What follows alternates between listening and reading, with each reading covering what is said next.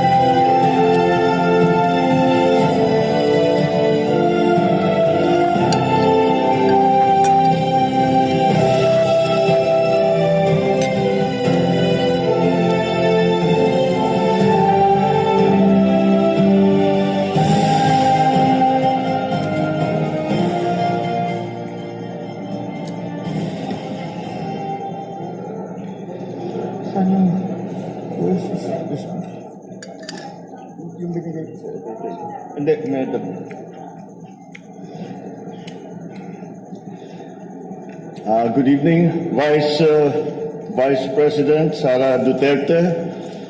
Please take it. Members of the Cabinet, especially those who form part of the Philippine delegation on this first trip for this administration state visit to Jakarta, Indonesia, and to Singapore. Distinguished guests, ladies and gentlemen, I'm glad to be back from Indonesia and Singapore.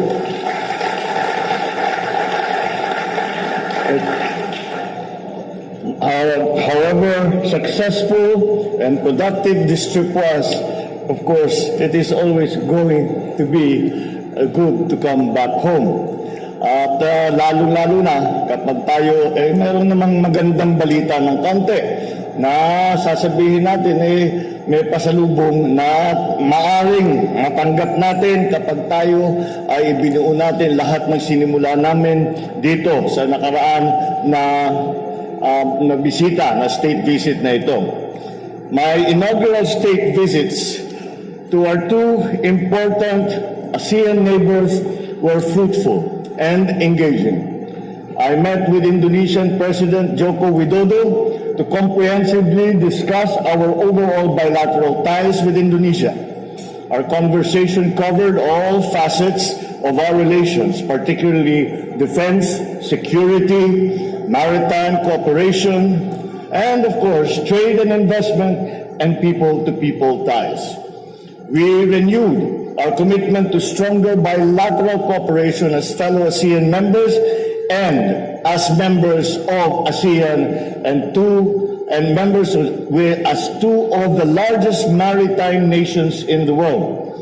We look forward to celebrating our Diamond Jubilee, or 75 years of official diplomatic friendship in 2024. Notably, President Widodo and I discussed the delimitation of our boundaries respective to our continental shelves, which I hope can become a template for resolving conflicting claims.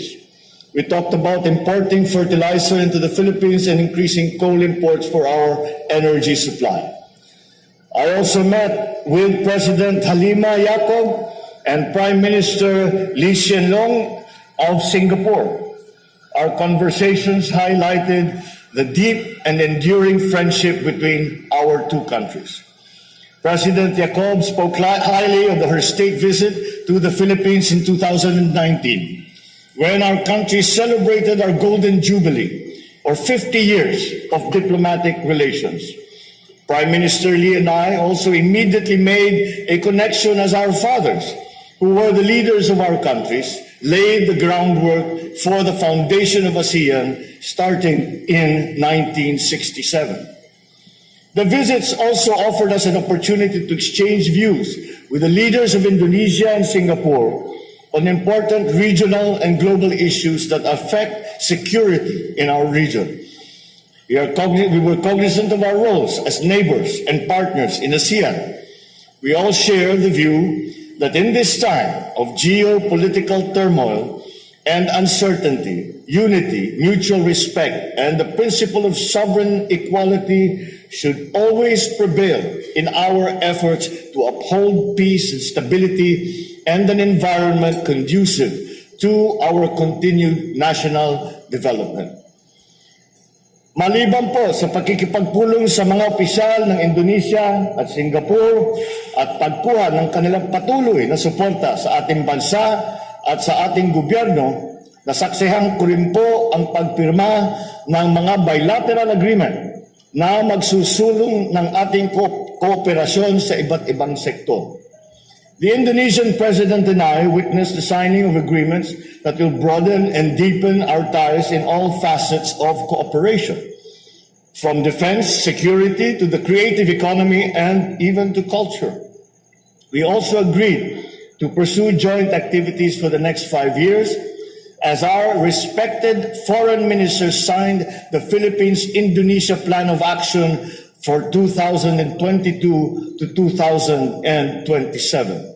This lays out the priorities and concrete ways forward for our bilateral cooperation.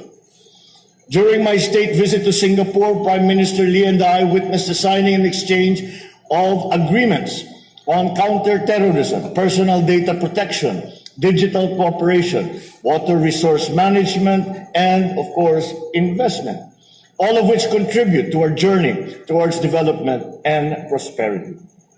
Ako, kasama ng ating economic team, na nakipagpulong din sa mga business sector at investor mula sa Indonesia at sa Singapore, at hinikayat natin silang mag-invest sa ating bansa. We met with the members of the different business communities to explain this administration's policies and economic priorities to promote the Philippines as an investment destination. Indonesia and Singapore are key trade and investment partners of the Philippines.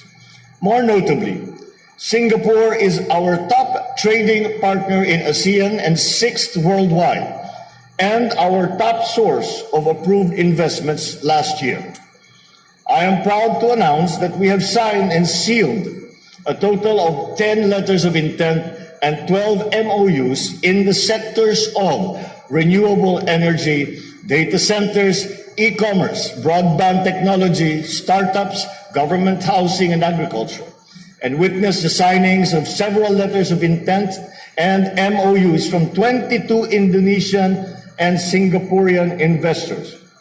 These investments, if we put it all together, value $14.36 billion or 804.78 billion Philippine pesos. This will support our country's economic recovery efforts and create more jobs for Filipinos here in our country.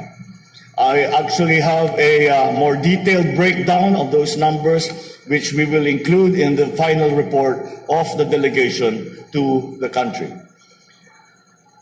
Ito po ang isa sa mga ipinangako ko nung nakaraang SONA at na isusulong natin ang foreign investment upang lumakas ang ating ekonomiya.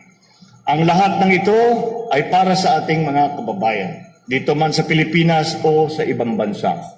That is why I also met with our Filipino communities in Indonesia and Singapore and thank them not only for their support that led to my electoral victory in the last election, but there's also their significant contribution to our economy, and also to assure them that this government will take care of.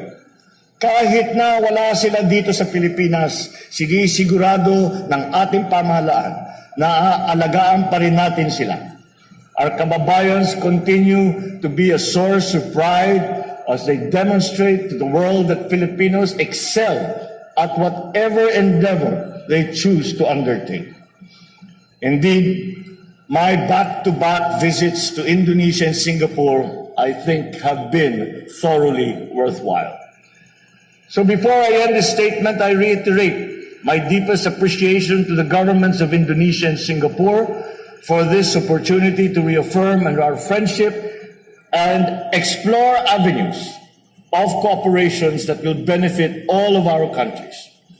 I also thank our kababayans in Indonesia and Singapore for their continued support and trust, which will continue to inspire and motivate me to do my best as I steer our country towards development. I would also like to note the hard work that our economic team and the whole of the Philippine delegation put in for us to be able to achieve these beginnings that we have, that are manifested by the signed agreements, the LOIs, the MOUs. Alam naman natin, ito'y simula pa lamang at ito ay ang pagsasabi ng mga malalaking negosyo na meron silang balak na mag-invest dito sa Pilipinas. Gagawin namin lahat ng inyong pamahalaan. Gagawin lahat ng ating cabinet, mga members of the cabinet. Gagawin natin lahat na itong mga sinimulaan dito sa una kong state visit ay maging makabuluhan at may itatapos natin hanggang maramdaman na ng pangkaraniwan na taong bayan ang investment na yan at mararamdaman kung gaano karami ang dinalang trabaho, gaano karami ang dinala na bagong kita na ibibigay para sa ating mga kababayan. Kaya't we look forward to doing the work, the detailed work that is necessary to bring all of these proposals to fruition. And that is what we are all now going to bend ourselves to this work. We will not stop until we can come back and say, itong mga nasimula na MOU, itong nasimula na letters of intent ay nagkaroon na ng resulta. Until that time, I thank again all of you for the support that we all felt while we were out in our state visit. And I thank everyone, not only the official delegation, but all those who had a part in making this trip a success, a very productive endeavor, and to strengthen the relationships both on political and economic levels with our two neighbors, Indonesia and Singapore. Maraming salamat po at magandang gabi po sa inyong lahat.